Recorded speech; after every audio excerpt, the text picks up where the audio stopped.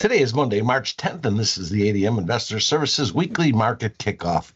Please note that the views and opinions expressed here today are solely those of our guests and should not be construed as the views or opinions of ADM Investor Services or ADM. Today's guests are Mark Soderberg, ADMIS Senior Ag Analyst, and Alan Bush, ADMIS Senior Financial Economist. And starting with the grain markets this morning, Mark, what are your expectations for tomorrow's USDA WASDE report? Well, historically, the March WASDE report is not a big market-moving event. About half the time, the USDA makes absolutely no changes to their corn and soybean balance sheets. For tomorrow's report, I don't see any changes in soybeans or wheat, with ending stocks being left at 380 million and 794 million, respectively. And that's pretty consistent with the average trade guess. In corn, however, I see ending stocks drop at about 50 million bushels to 1.490 billion. This due to higher usage estimates for both the production of ethanol and on exports. The average trade guess is looking for about a 25 million bushel cut, so I'm looking for a little bit higher usage estimates. In bean oil, I do see about a 300 to 500 million pound shift of demand for domestic usage for biofuel production and into exports. Bean oil exports, they've surged here recently with commitments right now nearly at 1.7 billion pounds versus USDA estimate of only 1.6 for the entire marketing year.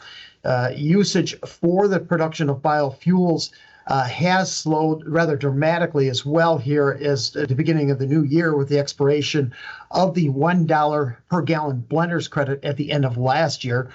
In South America, the only change I see from last month's WASDE report is another 1 million metric ton cut to the Argentine corn production to 49 million metric tons. And in wheat, I think we're going to see slightly higher production and exports from Australia while lower exports from Russia. And Mark, how about a recap on the latest commitment of traders report, which I think was released on Friday by the USDA? Yeah, it does come out on Friday. The CFTC did show a record amount of selling in the ag space by both money managers and the index funds. Index funds sold, the money managers sold just over 304,000 contracts across the 10 commodities that I follow in the ag space, and that's well above the previous record of 252,000 contracts. More specifically, in corn, money managers, they sold 118,000 contracts, still long, about 220,000. And this was the second largest amount ever sold in 1 week versus 147,000. That was 2 years ago. Money managers sold 99,000 contracts across the soybean complex between the beans, the meal, and the oil. And that's a record high for 1 week. And in wheat, the three classes there were sellers about 45,000 contracts, and that was the most in 1 week in 7 years. Index funds, there were also huge sellers, 143,000 contracts. That smashed the previous record of only 90,000 back in March of 2020, just as the COVID restrictions started to kick in. So the long position there did slip to about 1.62 million contracts. And again, I think a lot of this is driven by the tariffs, the fear of an economic slowdown as a result of now what we're starting to see some global tariff wars. Thanks, Mark. Alan, turning toward the financial markets, what are your best longs in the financial futures markets right now? Okay, well, the best longs are currently the interest rate market futures, and that would be across the yield curve, and also long the Japanese yen. So all the major fundamentals are suggesting higher prices for the interest rate market futures, since it appears that the Federal Open Market Committee will more aggressively move to accommodation later this year. In addition, we have the ongoing flight to quality influence to support the interest rate futures market. So I think this is a move that is something that will continue for quite some time. So there has been a change in the outlook as far as what the Fed may do.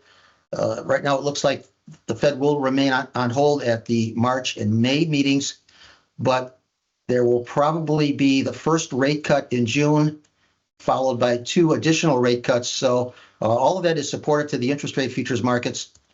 Also, the Japanese yen today advanced to the highest level since October of last year, as demand for safe haven assets continues to increase in light of the growing concerns over tariff risks.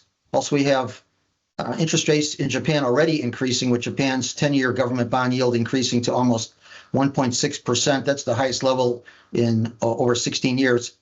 So interest rate differentials continue to support the yen, and I think higher prices are likely there. But as far as stock index futures, I think there are better opportunities elsewhere.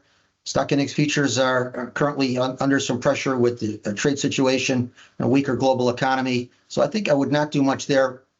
However, longer term, stock index futures, I think, will be supported by lower interest rates. So once again, the time now is to focus on the long side of the interest rate futures markets and the Japanese yen.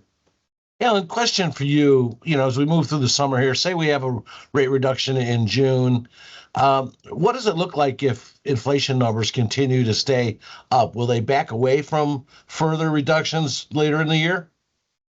If inflation numbers were to stay high, that could influence the Fed to be slower to move to accommodation. But I am seeing a trend toward a weaker global economy, and I think that will put downward pressure on inflation. So I think that would be something to really focus on, is a global inflation level. So I think a lot of that is already factored into current pricing. So you're correct. If inflation were to remain stubborn, that could influence the Fed to be a bit slower to move to easier credit. And Alan, what about reports this week? Can you give us a rundown? Okay, well, actually, we do have some very important reports. Wednesday, the February Consumer Price Index guessed at up 0.3%. And Thursday, the February Producer Price Index also guessed at up 0.3%. And then Friday, the March Consumer Sentiment Index, and that's predicted to be 64. Thank you both. Remember, the views and opinions expressed today on this video are solely those of our guests and should not be construed as views or opinions of ADM Investor Services or ADM. If you'd like more information about our brokerage services, would like to speak to one of our experts about managing your risks, or would like to open a trading account, please visit www.admis.com.